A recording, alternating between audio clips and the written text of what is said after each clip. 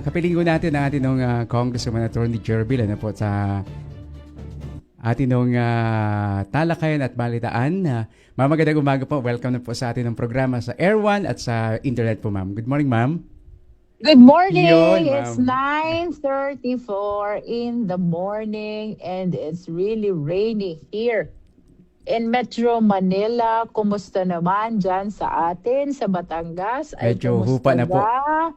Kumusta ga ang taga Mabini, ang taga Bawan, taga San Pascual, San Luis, Lobo at Tingloy? Aba, ay gising-gising na po. Every gising is a blessing. Let us all rise and shine, no? Kumusta, Kuya Ron?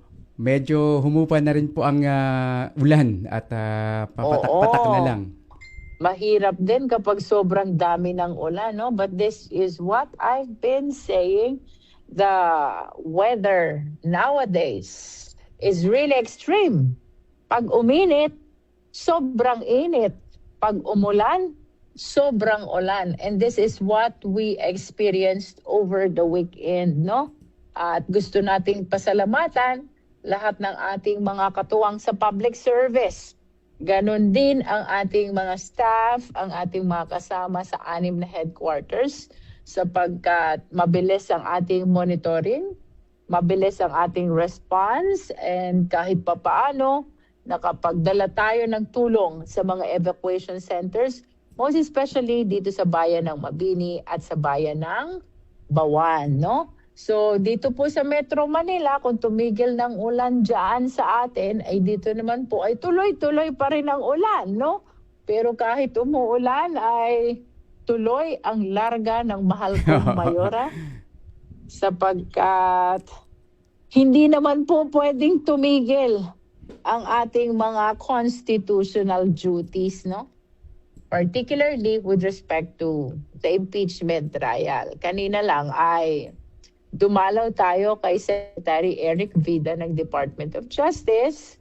And that was a very meaningful meeting sapagkat on Thursday morning ay meron po tayong committee hearing kaugnay ng ating bill na nagpapaigting extradition process ng Pilipinas, no?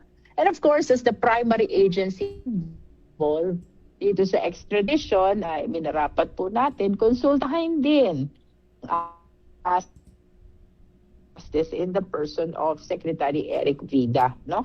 At ngayon naman po ay tayo ay naghahabol upang makarating before 10 o'clock in the morning dito sa Senado upang dumalo naman sa ginaganap na impeachment trial laban sa Vice Presidente. Of course, kahapon ay natapos po ang direct examination ng ating legendary the panel of prosecutors. Siyempre, ninang ko yan, no? Opo. Si Attorney LPK or Lorna P. Capuna, no? Tumangkad daw so, po narinig mga sound bites, no? Kasama na itong mga sinasabi niya na anong sabi niya? Tumangkad daw po. Constitution. Pero totoo naman, because we've been trying to reach out to the defense.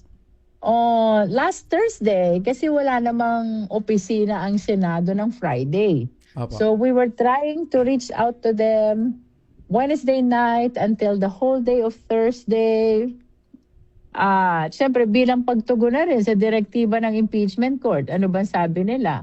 Na magkaroon ng comparison of documents, no, para magkaroon ng basis dun sa stipulation, no. Ang pinapa-stipulate kasi ng prosecution sa defense itong identification ng documents, no. Mhm.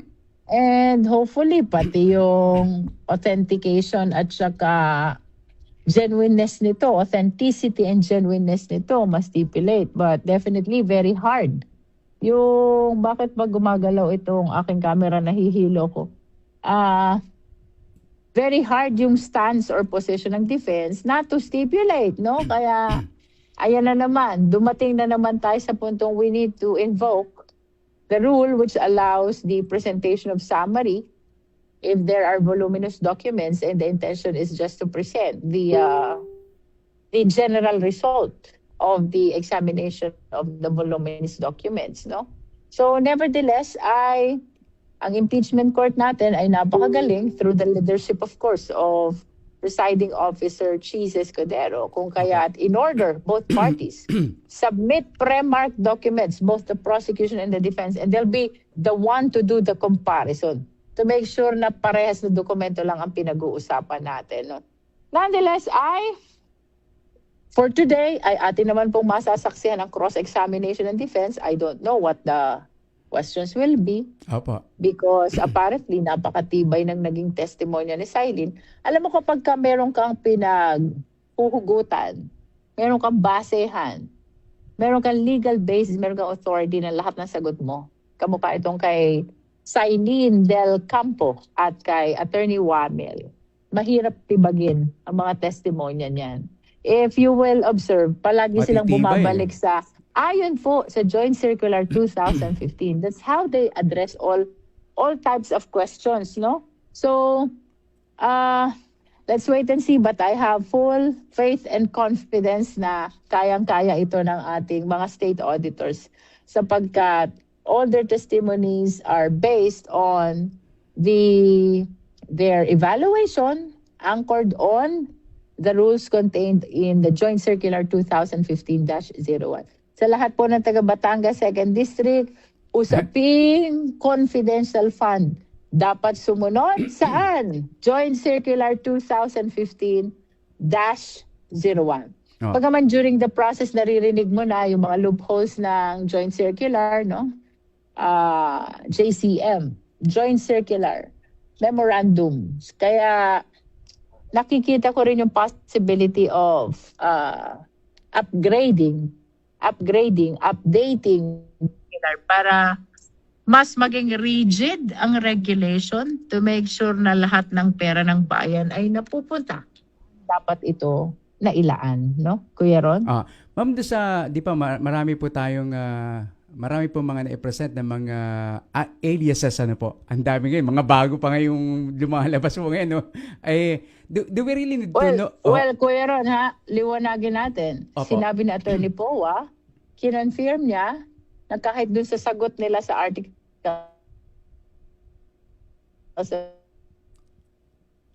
Ay, ma'am, dead spot lang po siguro kayo.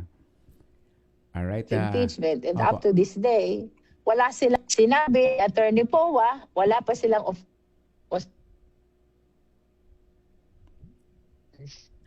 real names or aliases. Ma'am, ang tanong ko pa, ma'am, sa dami po ng mga aliases doon na po, do we really need to know the real people behind those aliases, ma'am?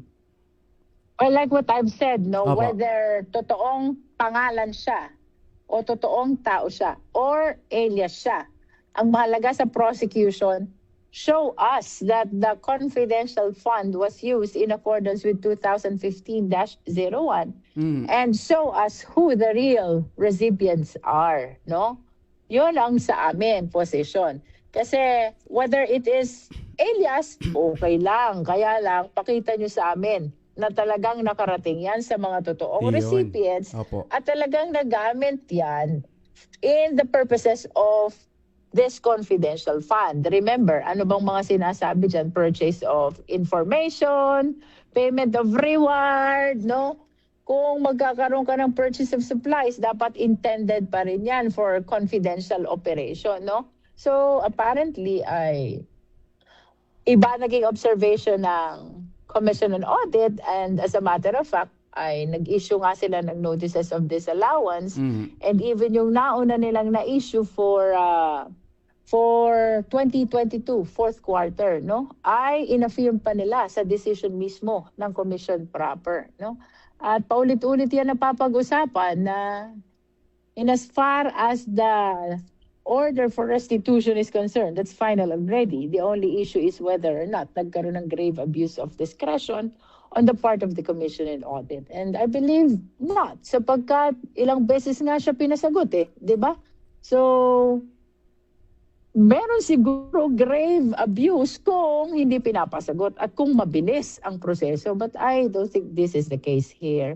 Matagal po ang naging audit process ng COA, tapos ilang stages yan. may AOM, may notice of suspension, may notice of disallowance, saka pa sila mag-a-appeal sa impeachment sa commission proper, at after their appeal, pwede pa sila mag-MR just like what they do now, no? Naging niresolve na yung appeal ng commission proper, denied yung appeal nila, sinustain yung nilalaman ng notices of disallowance. This is for the fourth quarter of 2022. And yet, nag-file pa rin sila ng motion for reconsideration, which continues to be pending dito sa Commission on Audit. Kuya Ron, Opo. I need to go because I'm here already. Maraming Sige salamat po, po, maninood po kayo, Bayan ng ma'am. Mabini, Bawan, San Pascual, San Luis Nubo at Tingloy, Larga. Maraming salamat po and see you on Saturday. Alright, maraming salamat, ma'am.